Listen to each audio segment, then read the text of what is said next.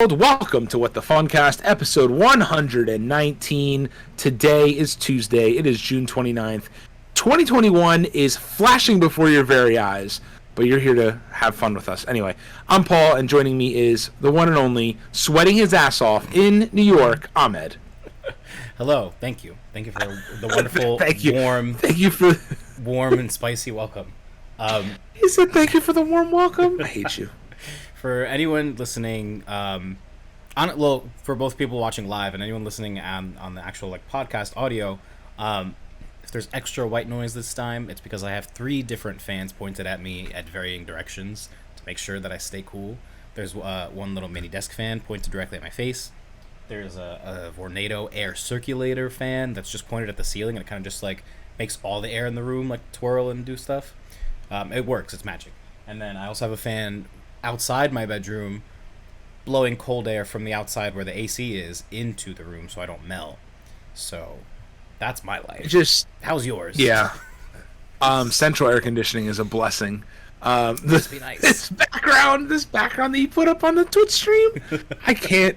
The hell, that's literally what it feels like outside. I was just telling Ahmed. Every time you open the door, it's like, wait. Yeah. I was telling Ahmed we should just start streaming or just start recording because we don't have much to talk about this week because we're still in, even though we didn't do an episode last week, we're still in the post E3 drought.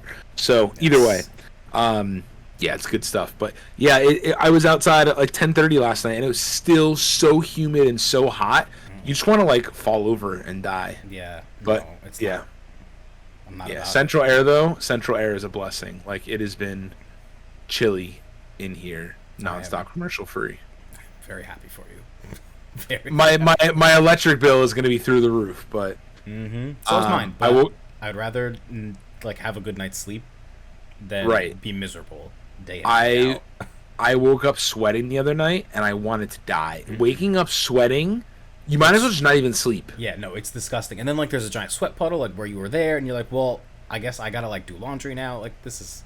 Ew. It's not fun. It's not fun. Ew. The worst. Truly the worst. None of that. But anyways, how have you been keeping cool these past few dog days of summer, as they used to call them, or as they still do call them? I don't know. I've been keeping cool with Xbox Game Pass Ultimate. You can now subscribe for just $1 here at xbox.com/Game Pass. Use code WhatTheFuncast for 10.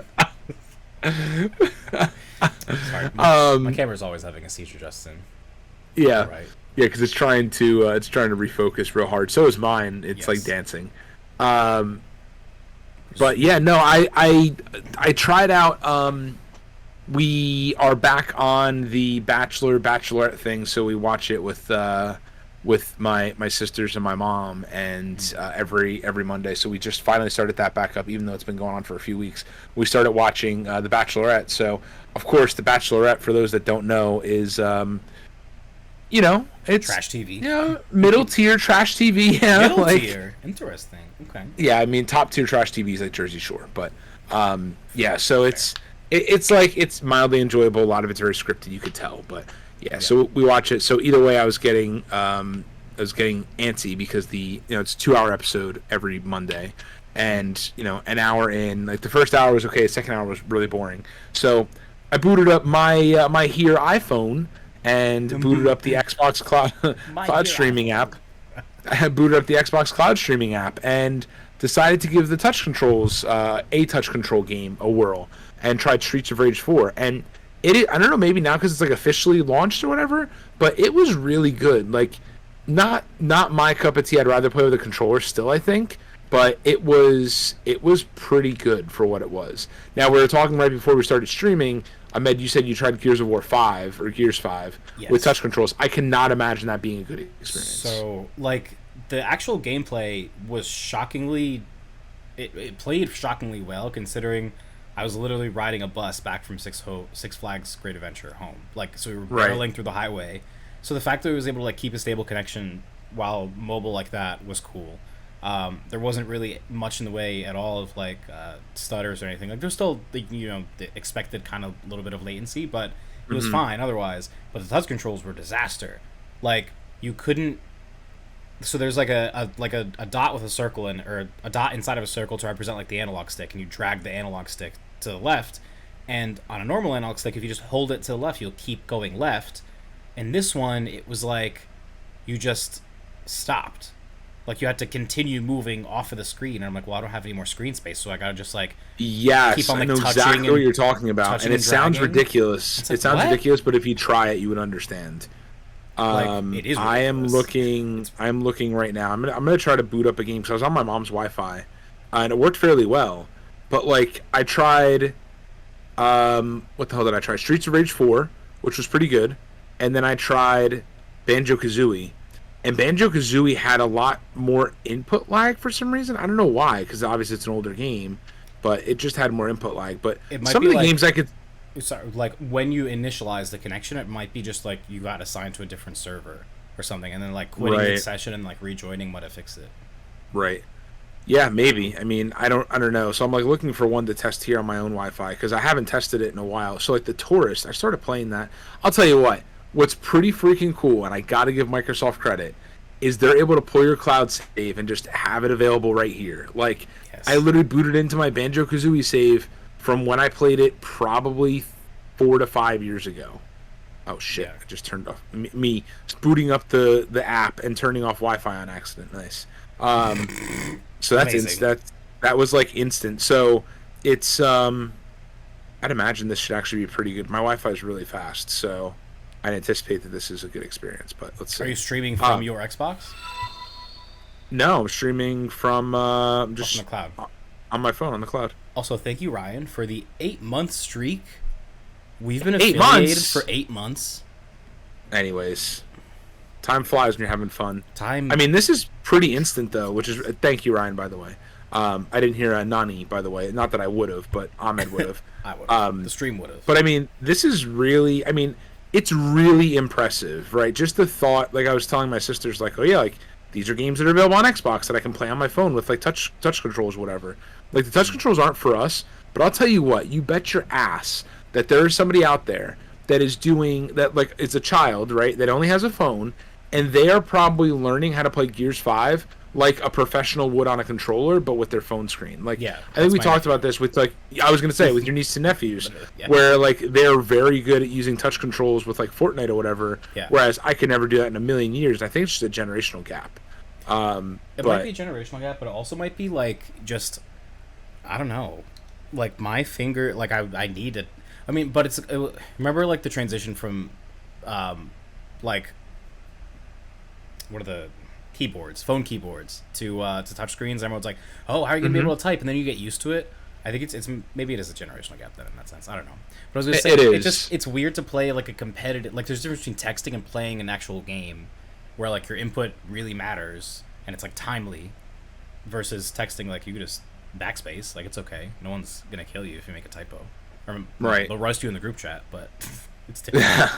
Yeah, no, I mean, it's yeah, but you just have to remember, right, like, kids, like your nephew, for instance, right, they grew up with a tablet or even a touchscreen phone. Yeah. I didn't have a touchscreen phone until the LG NV, or not the NV, the LG V Touch was my first phone, and that was like a Verizon-branded phone, had like a Verizon marketplace of apps, not even like a real ecosystem, right? Yeah. And then I got an LG Droid X, right, or no, excuse me, not LG, a Droid Motorola. X. Yeah. Motorola, correct.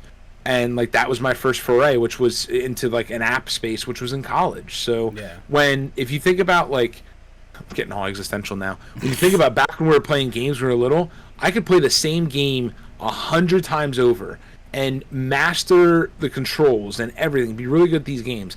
Now it's like I pick up a game, and it's like, I'm lucky if I beat it.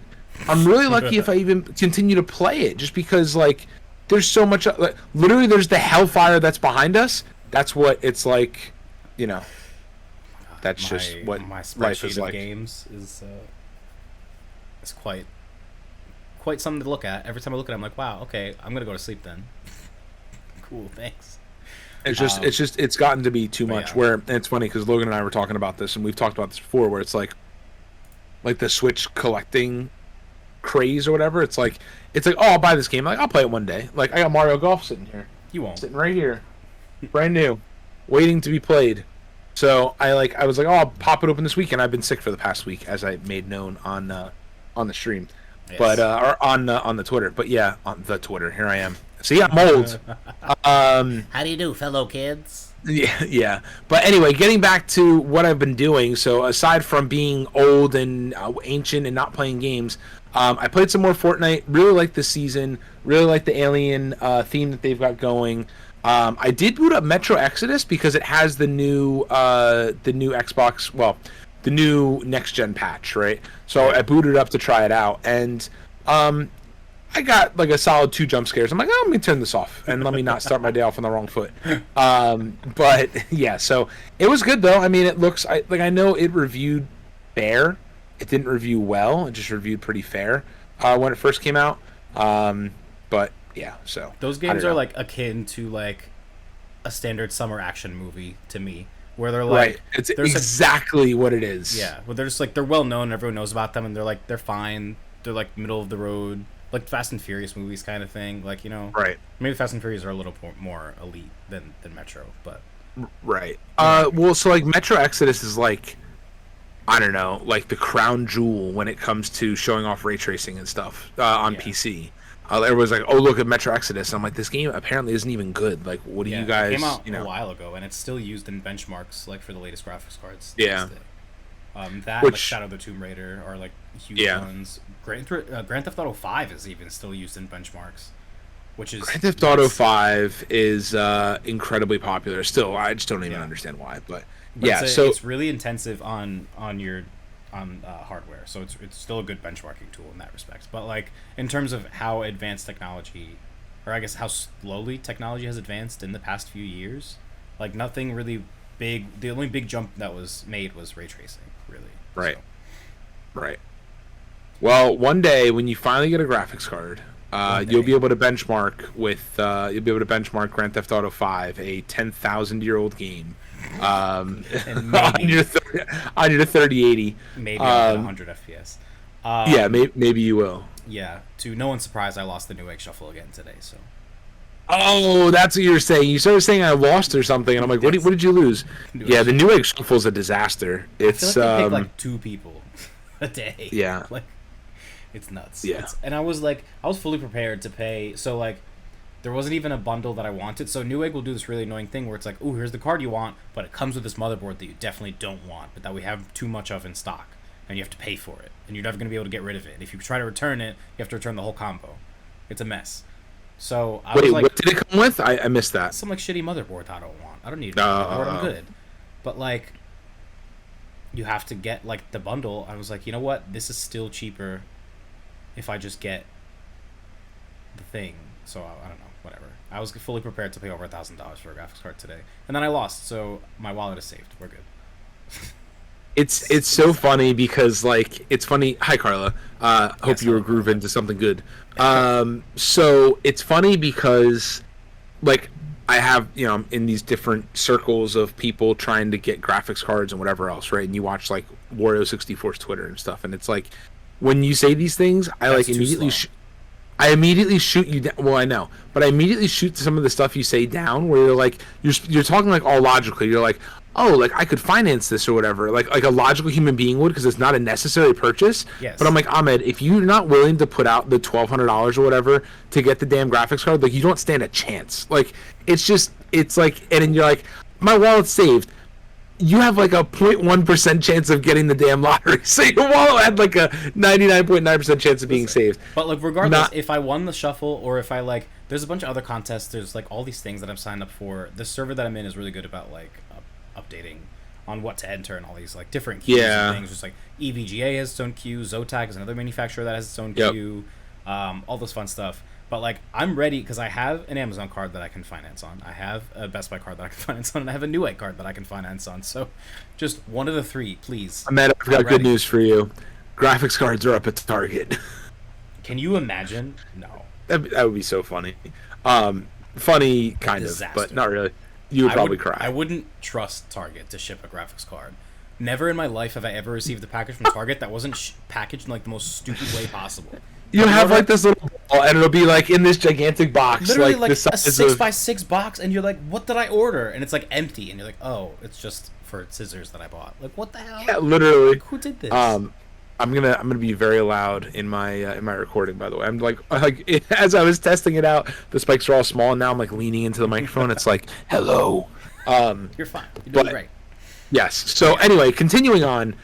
Yes, one day you'll get a graphics card. I have faith in you. I'm trying to help you. Every time I see Justin is them also go up, failing. Justin said he lost the shuffle every day he's tried to. So yeah, no, they absolutely pick like one person a day. It's a mess. it really, yeah, it's like a joke. I mean, even getting a PS5 is hard now. I mean, like it used to be like if you knew where to look, they were pretty easy to get. Yeah. Now everything is botted. I mean, hell, we were just talking about these Space Jam 2 controllers. Like I literally texted it to Logan, and like within 30 seconds it was gone. Like I saw the notification the minute it went up for pre-order, and it's gone. And like, that's a controller that doesn't even matter. Like where did it go up on? What on Amazon, because it's an Amazon exclusive. Amazon's the worst for the bots. Paul, when I tell you like I'm on the page and I see the alert come in and I refresh the page, like I'm not clicking any links. There's no like third thing. Like I'm already on the page and I see the alert or I hear the alert. It's gone immediately. Like the bots are too quick. They're too quick. Yeah, there's no bot protection. There's no bot protection on Amazon. It's very obvious. Realistically, there's not really bot protection on Best Buy either. Like sometimes you click add yeah, to the cart and please wait, the please real. wait bullshit. Yeah, the please wait bullshit. I saw PS5s go up this today, and like I hit the please wait buttons on both of them, or hit add to cart, and they hit me with please wait forever. Like they never turn. And then they just never update if it sells out. All these retailers have to do is just implement a CAPTCHA. Like that's literally all that they have to do, but they don't want to because they don't care because they're getting their money anyway. Right. So we're the losers. Anyway, what the Scamcast? Listen to us to figure out how to get or how to not get graphics cards is really what we should be saying. But yeah, so lots of opportunities. Amazon is not the best place to go, but so it's whatever. So yeah, so Metro Exodus, I played a little bit of that. I tried Descenders on Game Pass, which is like a bicycling game. Like a mountain biking game where I don't know, almost like a racing game, but not really a racing game. I don't know, it's hard to explain. It's like it's kind of open worldish where you have like a lot of people that you could be racing against or whatever, or like racing on the same track, completing the same challenges. It's pretty cool. It's like one of those very loose physics where like if you hit something you go flying, but it's also kind of realistic. It's pretty cool. I would say people would give it a try. I feel like, Ryan, this would be up your alley because you were excited for that one game that Ubisoft is making. I forget the name of it, but I know what you're talking. Riders Republic, something like that. Riders Republic. My brain went to Cool Borders, which was like a snowboarding game for N64 or something. Yes. But look, oh man, right on the nose. Ryan said I love Descenders, but it's one of those games where you go in and you like can take on all these different challenges, but you only have a set number of lives, so it has like a rogue like element to it. I think I didn't play it very long because I was like, oh, this is cool. Like I've looked at it a bunch of times. It has a Series X optimization to it, so but pretty cool stuff. So what else did I do? Ratchet and Clank Rift Apart, still chucking away at that. Didn't play nearly as much as I wanted to. Like I said, my whole weekend and frankly my whole last week got thrown off. For those of you who follow me on Twitter, you probably know, you saw me complaining. Literally I fell asleep before like 10 o'clock every night, like before 9 o'clock some nights, because I was sick. So I literally felt like shit. And I think there's some allergy in there too. But anyway, I was hit like a bag of rocks hit me in the face. And then Saturday, same deal. Like I literally woke up and didn't feel well, pushed myself a little bit and just didn't feel well. All I wanted to do was lay on the couch and do nothing. So anyway, that was that. So hopefully I get back into Ratchet. Movies and TV show wise, High School Musical series, still great. What? I was gonna say like 1, 2, 3, like the Holy Trinity, because those are basically the same things that we always watch. Well, it's not a Trinity, but what are you talking about? I was gonna say High School Musical, the musical series, and Loki, and then then Luca. Anyway, that's like I was like, you're like one. Of course, those are the only things you watched. Yeah, literally. Yeah, so we watched High School Musical series, watched Loki, which is getting really good. Excited for that tomorrow. Really excited for the people that continue to tweet spoilers at freaking 6 a.m. Eastern time. Who are you following that's tweeting these spoilers, and why don't you just mute them? I should mute them. I should unfollow all of them. Like who? So I don't follow anyone that posts spoilers. I feel like. Oh, it is the most freaking infuriating thing. Like some people take. I seriously think some people either like take off to watch it or whatever. But like just be considerate. Like damn. Right. Like I don't know. tag something. You can like mute words on Twitter, by the way. Also, just like I know, but it doesn't work though, because someone like disproved it. Where like I don't know, they posted like L0KI or something. I don't know what they posted. I don't know, stupid stuff. People are dumb. Well, I don't know.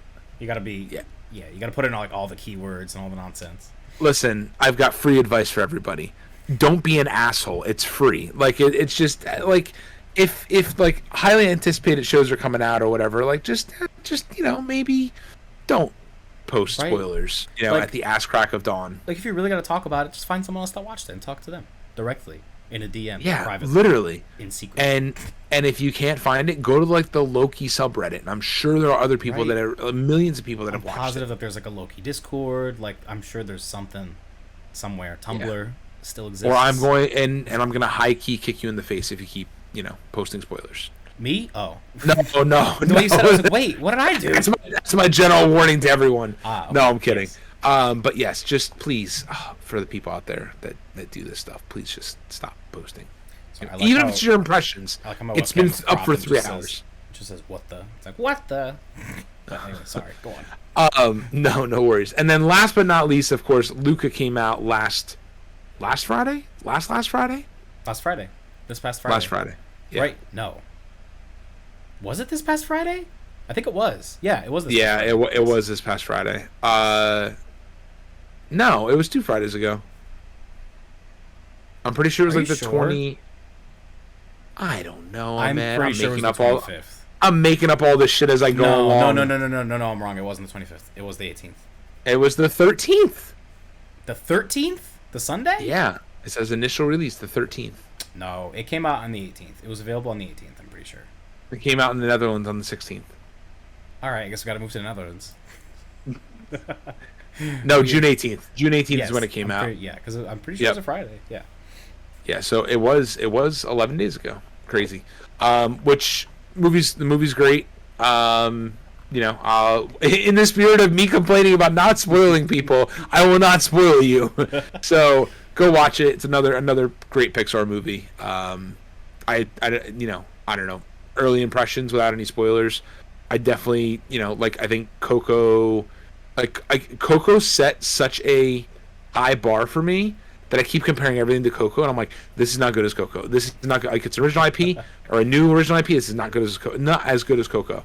And that's just like what my brain keeps doing. I know that's not fair, but that's like immediately where my brain went. But when you look at what the director of Luca did before, it was La Luna and a lot of smaller stuff. So for this being his first big film, which I think it is, I'll confirm myself there, but it's Enrico Casarosa, who wrote the story and then did he was the director role as well. But yeah, this is his first major feature film. So, I think it's a great first step for him. Pixar cat, Ryan says.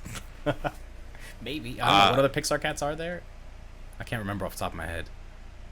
Pixar dogs. Cats? What other Pixar cat is there? I have no idea what Pixar cats there are. I don't know.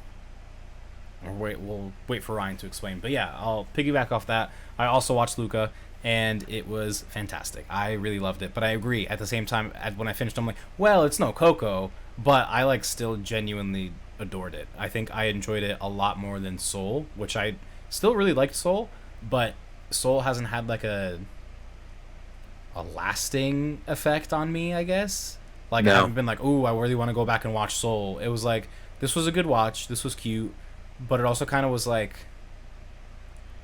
I don't know. Now that I'm thinking about it, I'm like, that was kind of like a TED Talk. Hold on a second. Wait a second. Ryan, you're going to come out here and say Best Pixar Cat and then say Big Hero 6 is Pixar? Wow. We have a faker in the house. I have nothing to say to you. Anyway, continue on. Ryan's Best Pixar Cat nonsense is null and void. Big Hero 6. Anyways. No, yeah. But what was I saying? I don't remember. Soul. Yeah, Soul didn't leave a lasting impression. I 100% agree with you. I feel like a TED Talk almost, now that I'm thinking about it. It did. It 100% did. And that's why, I got done watching it. I'm like, okay, that was cute and all. But, so, this is going to be a hot take right here. What the Funcast, episode 119, 8:58 p.m. Eastern Standard Time. The speed at which you said that time? Yeah. The newer Pixar movies, with the exception of a few, have been very shallow in story. Like the idea is there. Soul had the idea, but it wasn't fully executed on, in my opinion. Luca did a better job at it for sure. But even still, like I think like the Luca cinematic universe, right? There's a lot of opportunity there. Luca did feel very trimmed down. Like yes. It felt like it was paced really quickly, and I was like, but I like this world and I want to be here more. I want to watch it longer. And that is exactly what Coco did, right? Where Coco was like, here's this world, you're putting this boy into this world, here's the story in this world, and you also have the story in both worlds, in like the human world and then the spirit world. Like Coco's still like fleshed out. Yeah. Correct. And then you take Miguel and you send him back and forth a couple times, whatever, all that, and all the story takes off. Not to spoil Coco, so if you haven't seen Coco, please go watch Coco. That's probably one of Pixar's finest in the past 10 years. Oh, maybe 10 years is dramatic, but in the past few years, I'd say that's probably their best movie. Of their recent films, it's fantastic. Yeah, but if you look at like the more recent films, like I just pulled up a list. Of course, I pulled up a list and then I can't find it. List of Pixar films. Here we go. So if you look at the most recent films, right? So like Luca, Soul, Onward, same deal with Onward. I think actually of the three, I think Onward fleshed out the story elements better than the other two. Really? Like where Onward, I think that like it set it up in the beginning. You have like an adventure that they're going on, and then you have some background to it, and then there's closure at the end, right, to that story. Where I feel like with Luca, it was, but it was more of like a revelation, and with Soul, it was kind of like a TED Talk. And then, I mean, I don't know, Toy Story 4 and Incredibles 2, like, those don't really count in my opinion, right? Because... No, they're sequels. Like, we're talking about they're sequels. Original movies. But, like, then you keep going backwards. Coco was 2017. Cars 3, Finding Dory, sequels. The Good Dinosaur. Bad. Good Dinosaur. Bad, but, like, not good. Not good. Inside Out. Inside Out was fantastic. I have grown... We actually put on Inside Out... in the past week. I don't know, we watched it, but Inside Out is like, I think it's grown to be one of my favorite Pixar movies, but that's another story. So Monsters University, Brave wasn't fantastic. Cars 2, Toy Story 3, Up was fantastic, WALL-E was fantastic, Ratatouille was great, Cars was great, the original, and then we're getting back to the OGs. So but yeah, anyway, that's my little rant.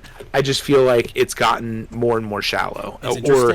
It's interesting that you think that Onward is the most developed of those three. Because my issue with Onward wasn't necessarily that it was developed or underdeveloped. My issue with Onward is that it didn't make me feel anything.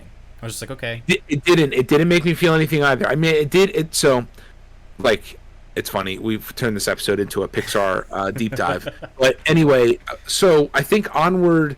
I agree that Onward didn't make me feel anything either.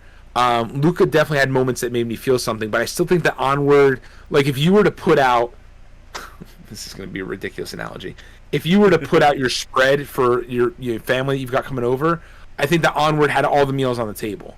Whereas I think with Luca, there were plates that were held back. Like you had like 3 entrees, we only had 1 appetizer. Whereas Onward had the whole spread. Like I could pretty vividly remember Onward and the events that happened in it and the environment that we were in because it was fleshed out. Whereas Luca, it was all there. Like the spread was all done, but like you said, it was trimmed. Same with Soul. It's like Soul had the ideas similar to Inside Out, but they weren't fleshed out and they weren't they didn't dive into them. I hear you with the dinner analogy, and I'll say Onward was like a full meal, like all the courses and everything served from Applebee's.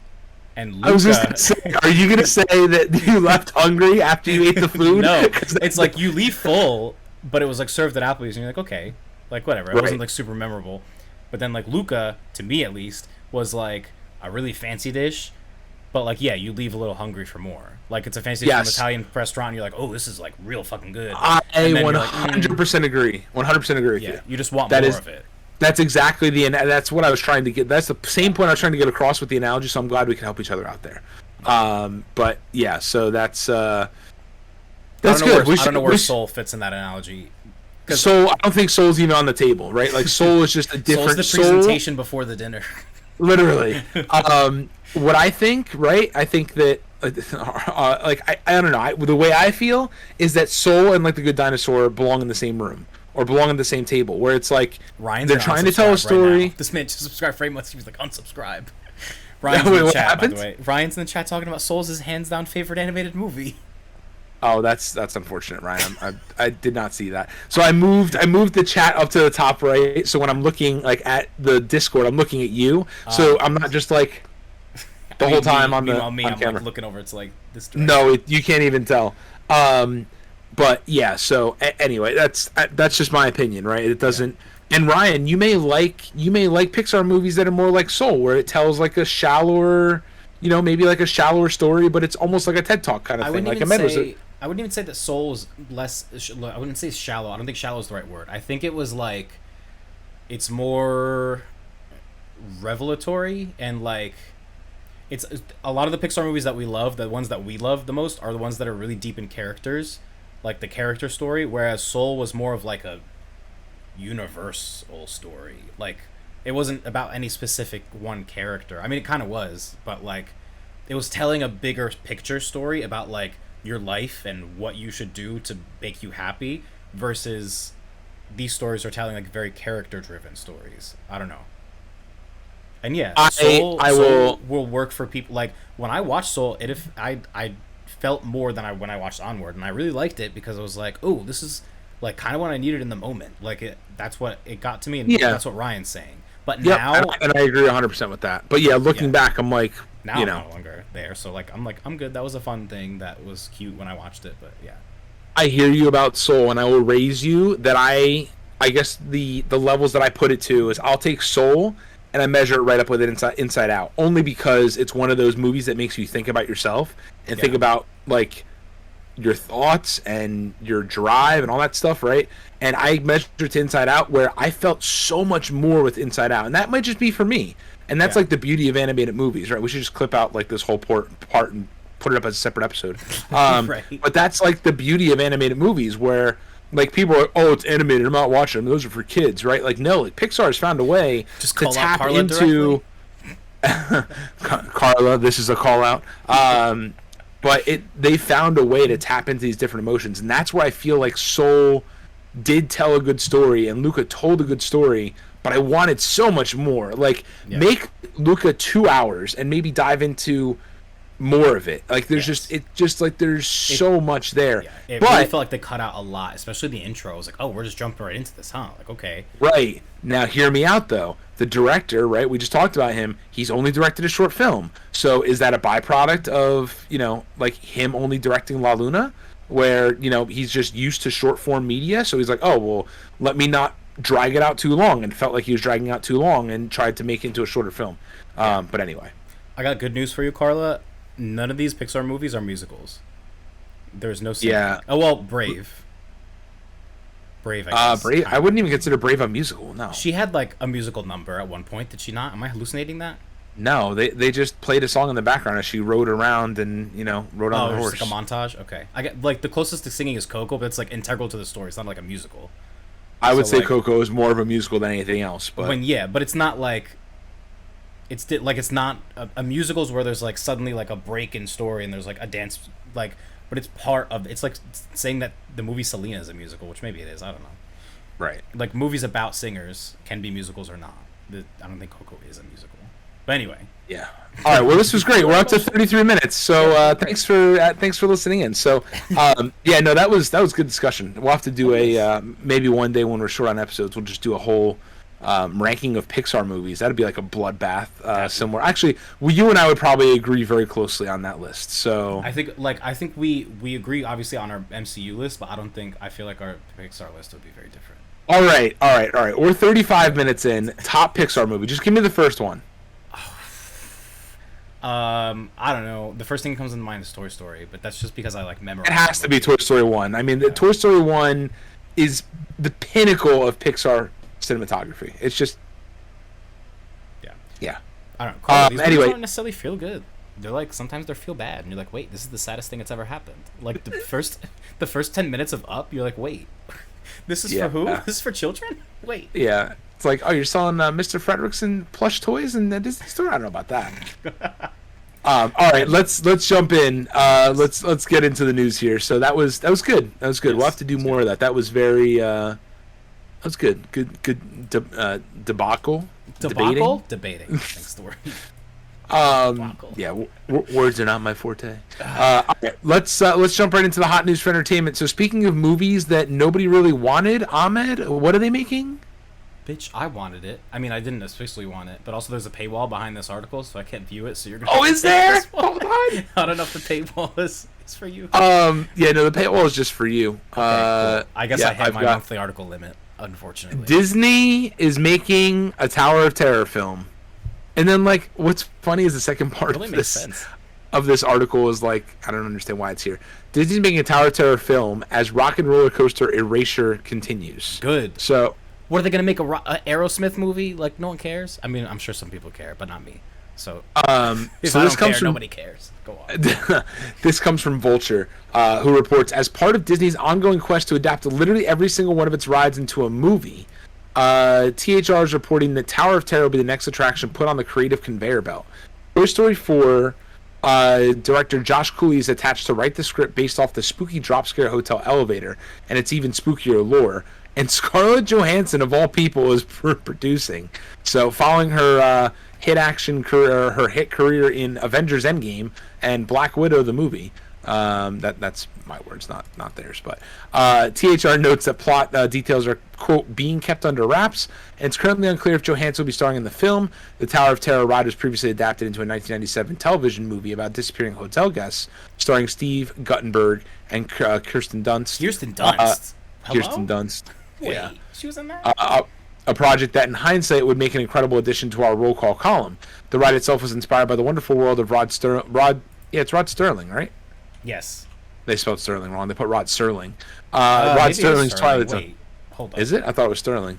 Oh, it is Sterling. My bad. Oh, Rod Serling. Whoops, sorry, Rod. Rod Serling's Twilight Zone. Now it's time for Vulture to advocate for a Rock and Roller Coaster adaptation, in which Steven Tyler has to speed across the country in a limousine to fire Aerosmith's drummer. I hate that.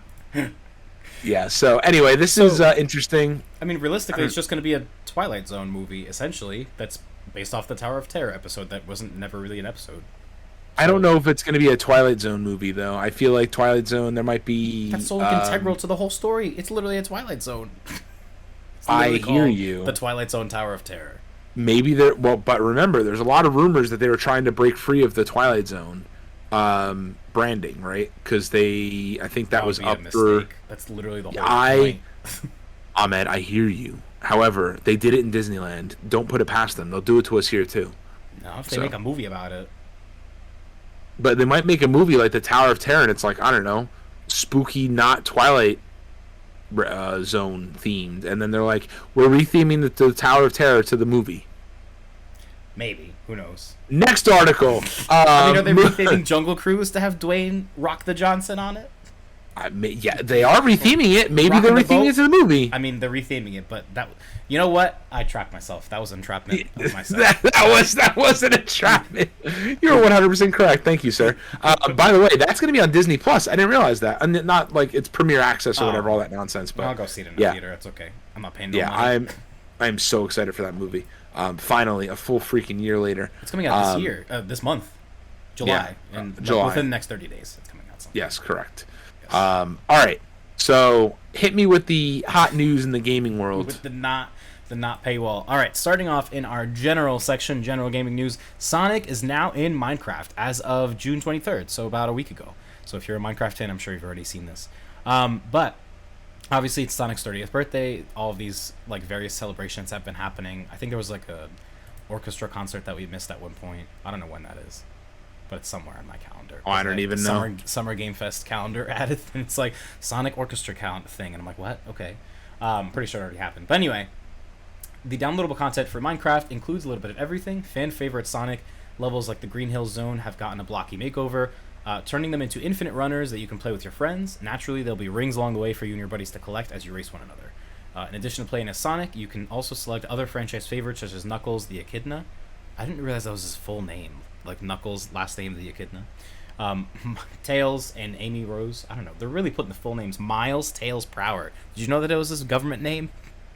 Yes, miles per hour. I did know that. I knew Miles, but I've never heard Prower. And Amy Rose. Outside of those additions, you can grab a free Sonic the Hedgehog character creator item. Lastly, there will be a 2-week server takeover that will feature mini games and a special surprise on one of the weekends. Presumably, probably this past weekend. I don't know. But that is out now for Minecraft fans. That one comes from Engadget, by the way. I don't know if I credited them accordingly. But yeah, and then besides that, besides that in the general news, Windows 11 was announced. I don't know if that necessarily counts as gaming news, but I figured I'd just touch on it in case you weren't aware. Windows 11 is announced. It is going to be a slow rollout, likely beginning in 2022. It'll be free for Windows 10 owners, but there is a minor caveat. If you basically have a computer that's from before, like 2017, you can't run it. So Really? Yeah, so the processor requirements are really stringent. And it's not that the processors have to be a specific level of power. It's more so that the processors have to have a specific chip, a hardware chip called a TPM chip, which stands for Trusted Processor Module. And it's like a hardware lock or a hardware like thing that's, you know, embedded in modern processors that I actually had to like go into my BIOS to manually enable on mine. But it's like a hardware security thing, because like apparently firmware attacks are up or something, so they're requiring all Windows 11 users to have it. So if you have like my processor generation, the one that we both got, the 800 or 8000 line or whatever, like the i5 8000 8th series, that's like the earliest possible processor. If you have anything older, it won't run Windows 11. So remember, I have one generation newer on both the motherboard and the CPU. Then yeah, but yes. Because remember when my computer, you know, I built it and then it just blue screen nonstop and it was the processor the whole time? I remember that. Yeah. So, that's wild. Very, very bold moves. They're like, buy a new computer right now. I mean, while there's a worldwide chip shortage. Like, what? Well, yeah, that's silly, but I could also understand why they're doing that, because like ransomware and all that stuff is like, I mean, how often do we talk about it on this show? And it's not even like, I don't know, it's not even, not that it's not relevant, but it's just, I don't know. It's just something that it just keeps cropping up in circles that we watch. Yeah, more it's basically than before. like, it's like for when I said like to contextualize it, like laptops that have like fingerprint scanners, like that kind of level of like drive encryption, like Windows BitLocker is a thing that you can use to like encrypt your hard drive, like if it's secure or whatever. So a lot of pro like level business level computers already have this chip. It's more so that they're enforcing it for home users as well, which sucks if, you know, you just bought a computer 4 years ago, even like 2017 is suddenly out of date, which doesn't seem like that it was that long ago, and those computers are more than capable of running something. So I mean, obviously the upgrade's not mandatory, but if you want to upgrade, you're gonna have to do that. And you also need a Microsoft account and an internet connection, which historically has never been needed to set up Windows. And for us, you know, living in America, if you're listening to this podcast, you probably have an internet connection. It's no issue. But for a lot of people that are in more remote parts of the world or whatever, like it inhibits the ability to distribute computers to these remote parts of the world because you require an internet connection to use it. So it's a little aggressive, or not to use it, to set it up at least. But yeah, Justin, I was just going to say, I remember we were talking about processors. I'm like, you're fine. Meanwhile. But we'll have... you, Mr. Bill Gates. That was good. I didn't know all that. Yeah. But on the plus side, Game Pass and like Xbox and all that stuff is like officially embedded in Windows 11, as opposed to just being like an app that you download from the store. And the store also has Android apps now, so I can download the official TikTok app and scroll while I'm working instead of going to the TikTok website like a plebe. So can't wait for that. That's my main takeaway from there. Scroll while I'm working. Hello, Ahmed's employer. Are you listening? My boss is always on TikTok. He said to me, he's like, sometimes when I get too stressed out, I just be scrolling, and I'm like, listen, we're one and the same. My God. That's good. Well, I'll tell you what. If you had to guess, by the way, Brad does not understand what Minecraft is, so maybe you can formulate a synopsis for him on what Minecraft is. I'll think about it. I don't know. I don't even know what Minecraft is. But if you had to guess at what the most viewed E3 and Summer Game Fest trailers on YouTube were, what do you think is the top one? And I think you probably remember. So. I remember seeing this, but I also forgot completely. So I'm going to be completely guessing. If I know it's not the one that I was going to say, but I don't know what the top one is. I'm going to say Elden Ring?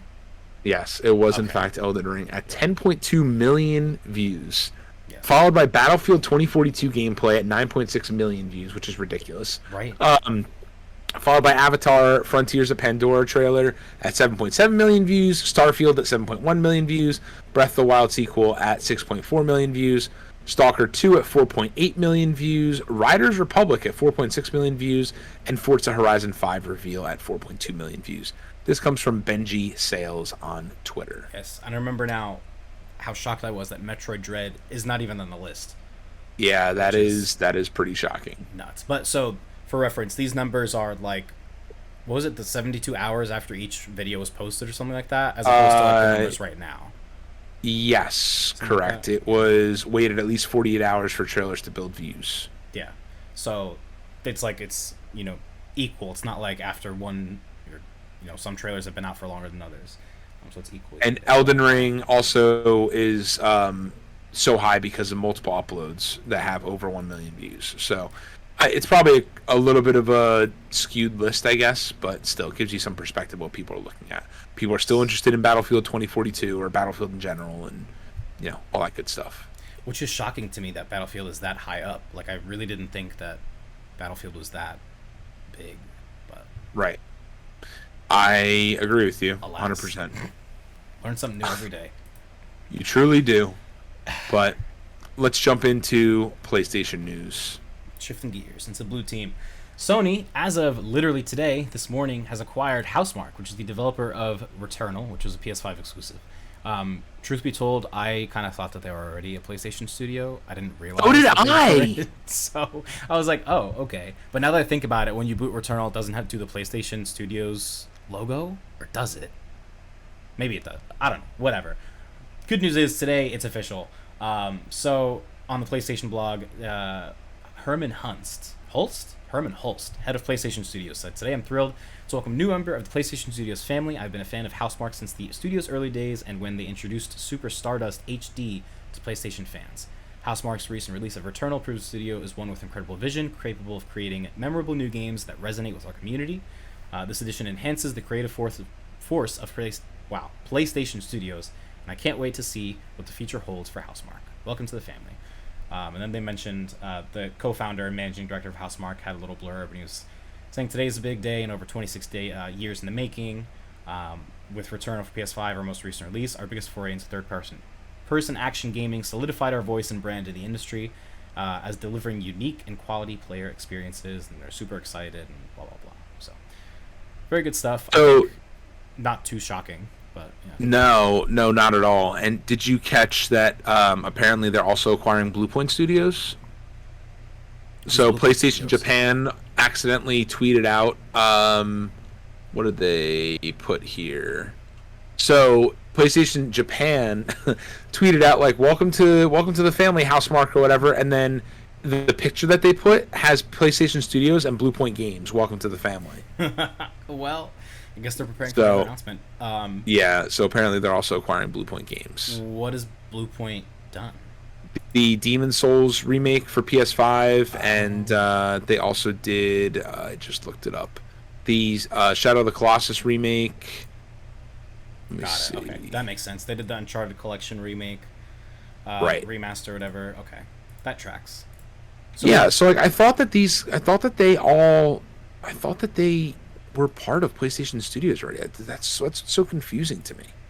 Because they're just like, it seems like they only develop games for Sony consoles, so you just assume. But right, like they did Flower, they did PlayStation All Stars Battle Royale, they did Gravity Rush Remastered. They did Titanfall, which is on Xbox. It wasn't Xbox exclusive, right? That was.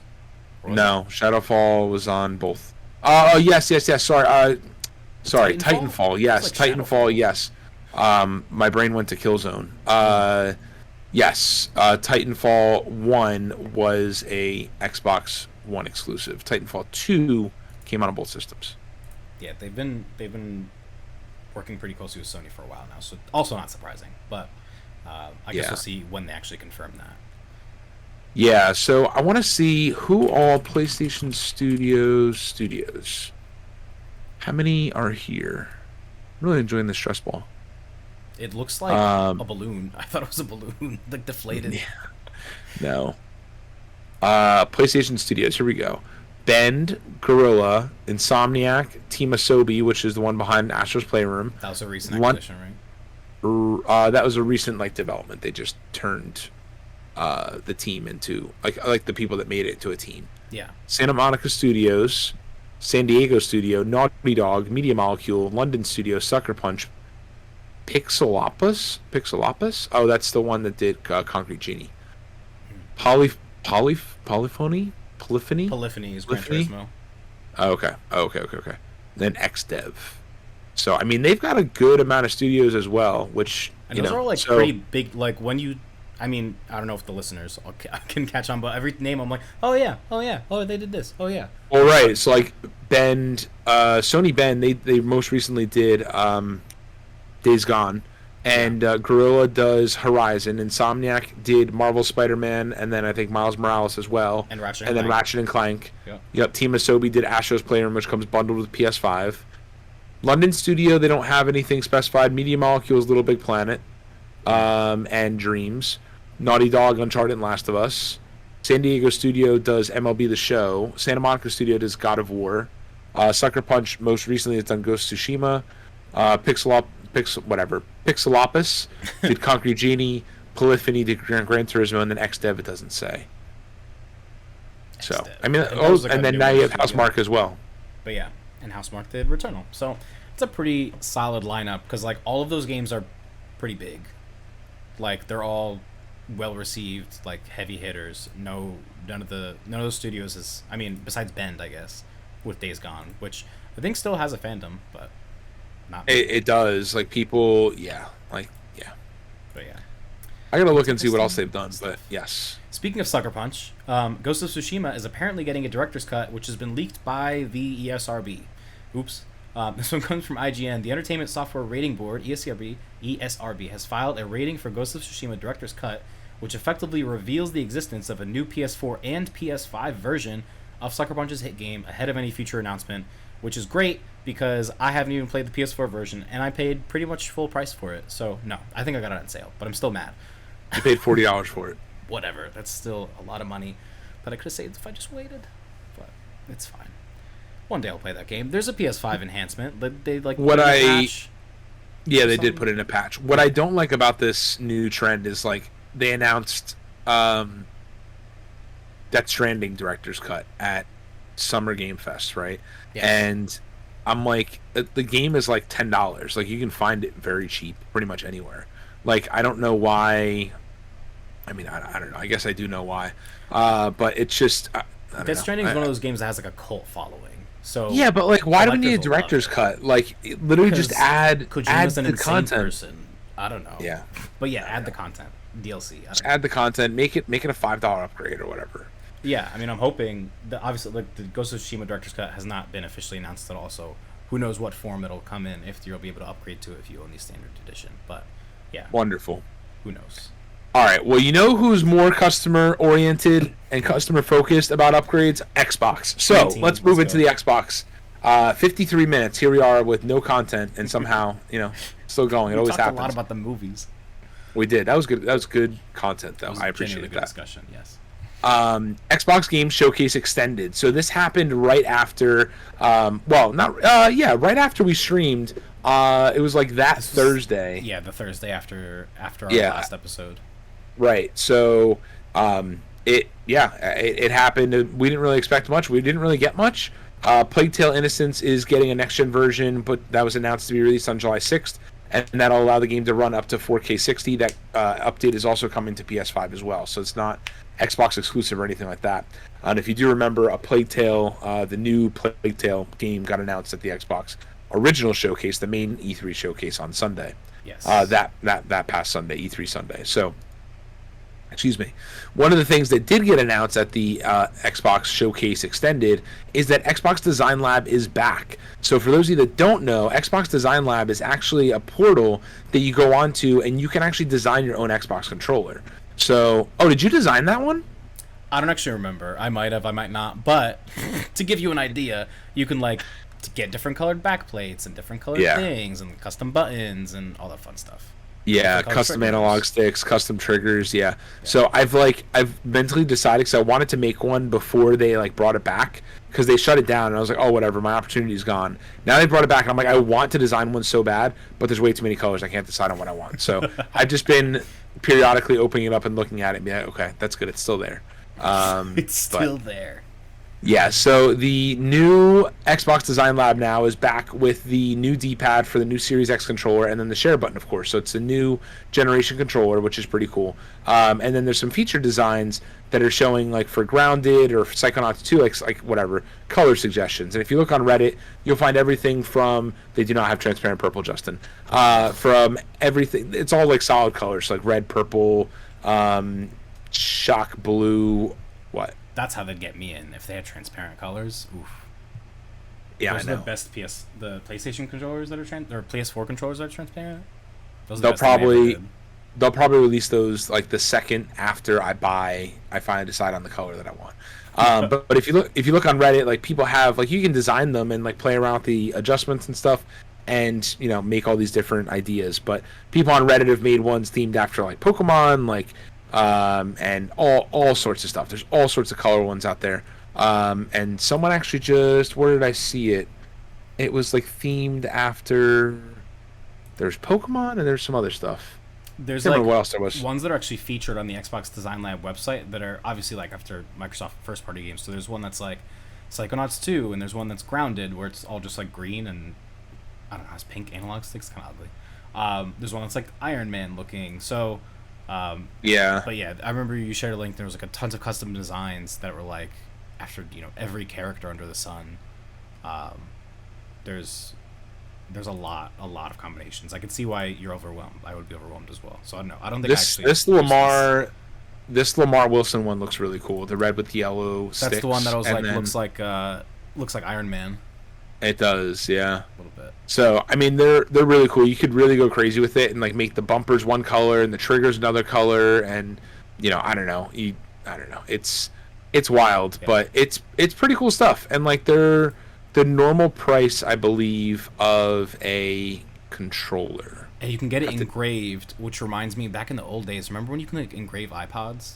Can you still engrave Yes. iPhones? Is that a thing? Yes, yeah, Apple still does engraving. Okay, just kidding. I thought that was a thing that died. Never mind. I was like, wow, Yeah, still? so you could get a controller and put that guy on it. I might. I'll consider it. Like I use the Xbox controller on my PC. I don't know how much different the Xbox One controller is to the Series X. They look the same, but I guess It the just D-pad has looks a nicer. different D-pad. Yeah, it's a different D-pad. It's the form factor's a little different. Yeah. But yeah, I really like the Xbox controller. As much as I like the DualSense, the Xbox controller is a very comfortable and like useful controller. Like I use it on my PC here whenever I play like Fortnite or whatever on PC, or even when we played It Takes Two, like I use it here. And obviously I use it on my Xbox as well. Yeah. No, I mean, whenever I'm playing a PC game that isn't like a shooter or like a strategy game like Roller Coaster Tycoon, I'm playing with the controller. Like whenever I play Hades, I'm playing with the controller. It just makes more Yeah, sense. there's just so many damn colors. Like there are way too many colors. There's Yeah, I would have to like pull up that whatever that example was where you showed like all the people's designs and pick from one of those. Honestly, like I wouldn't be able to just do this myself. Like just I know. at least start there and then like go from there. There was one that I saw, like the Charizard design that somebody made. It was like There it a was Pokemon one, orange. That's what it was. There was an orange, and I can't remember if it had a red background or like a red back. It looked really cool. And yeah, but then there was like a yellow one with red analog sticks for Pikachu. So anyway, I don't know. I know the minute I'm so goddamn indecisive that I know the minute that I look at it, I'll be like, oh, this is great. I love it. And then I'll be like, I hate this. I need a new one. So, not really, but you get the point. We But should make What the Funcast ones and engrave them with What the Funcast. oh, we could That's what we should do. I mean, we don't have to, but just an put idea. WTF on the front. WTF. What the fuck? Anyways, we got a bunch of Actually, other now that I did that, you could do. Hold on, blue and green. Okay, anyways, I'll play with this. Let's keep going. Yeah, you like do the shirt like the navy and then like green analog sticks, a blue D-pad, like a royal blue D-pad. I don't know if you can customize the buttons, the triggers maybe. Perhaps, perhaps, Interesting. perhaps, Interesting. perhaps. Yes. All right. While you're looking into that, Xbox Cloud Gaming is now officially available on Windows 10 PCs, Apple phones, and tablets via browser in 22 countries, and it's now officially all powered by the Xbox Series X. So we talked about cloud gaming before and how it's really exciting and whatnot, and it's fun. So now it's available to more people than it was before. So if you haven't had access to it before, now you can try it. I'm pretty sure you can get Game Pass for like $1 for your first 3 months or something if you haven't tried it yet. So we're not being paid, but GamePass.xbox.com/whatthefuncast. No, I'm kidding. But like, seriously though, Microsoft, if you're listening, hook us up. Say if you're listening. So a little fly, the way they rub their hands. All right, we're gonna. Do you want Sorry, to were you gonna say anything else? Yeah, we can. I'll fly through the rest of this real quick. I was gonna do it. I was gonna say I want to fly through it because I don't know anything about what you're gonna talk about under Nintendo. Oh, that's fine. Go ahead. Okay. Go ahead. All right, I'll take us home on Xbox. Xbox games with gold for July include Planet Alpha from July 1st to 31st, Rock of Ages 3 Make or Break, it'll be available from July 16th to August 15th, Conquer Live and Reloaded from the OG Xbox, available from July 1st to 15th. That one's actually a pretty big one. And then Midway Arcade Origins is available. What is? The July 1st games are up already. Oh, interesting. Okay. And then Midway Arcade Origins from Xbox 360 area is coming July 16th to the 31st. I never understand these windows that they do. That's so arbitrary to me, but whatever. And then things coming to Game Pass. Banjo-Kazooie Nuts and Bolts is coming to Cloud. Immortal Realms Vampire Wars is coming to Cloud, Console, and PC. Limbo is coming to Cloud, Console, and PC. Worms Rumble is coming to Cloud, Console, and PC. Gang Beasts, Cloud, Console, and PC. Bug Fables, The Everlasting Sapling. Who? Cloud, Console, and PC.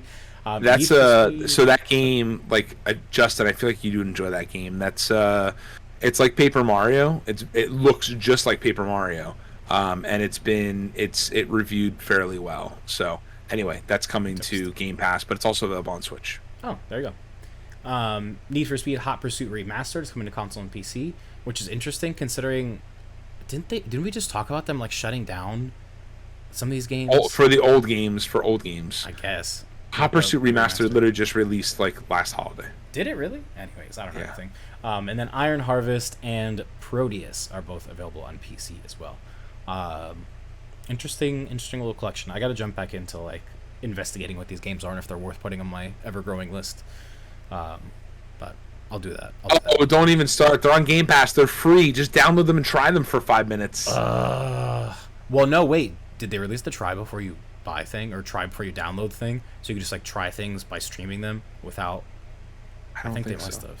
They might. Well, I guess Iron Harvest and Proteus are not on cloud, so they wouldn't be able. But I could probably just try a bunch of these games and see if they're worth the download without having to worry about it. Perhaps you could. Poor snaps. All right, take us home with Nintendo. So dumb. You're like, could try before I buy. Leans back in my chair. I love leaning back. Speaking of this chair, totally random. I have a new coworker, and she was like, "Oh, I see you have like a fancy gamer chair. Like, what chair should I get?" I'm like, "This one. I can't recommend anything else. This is the nicest chair I've ever bought. It's been almost a full year, and it is still just as comfortable as day one. And that is my glowing recommendation." All right. I'm also not being paid. Are you gonna tell everybody what? Yeah. What's the name of the chair? You're like, get this chair. Secret Lab. The Secret Lab Titan. Please buy it. It's so good. Anyways, the floor is yours. Take us home. Buy it. Your booty will thank you. All right, let's bring it home. Nintendo. We only have one bit of news for Nintendo, and no, it's not Switch Pro related. I know. Collective sigh of relief from everyone. So there was a Sakurai deep dive into Kazuya Mishima of Tekken fame. So I don't know. This character does absolutely nothing for me. But it literally just released on Super Smash Bros. Ultimate about 15 minutes ago, 20 minutes ago or so. Oh, really? So yeah, it was announced. There was a whole deep dive into the character yesterday, and then for release today. So it is part of the Fighters Pack Volume 2. This is Challenger Pack number 10. A little blurb here from Nintendo.com directly.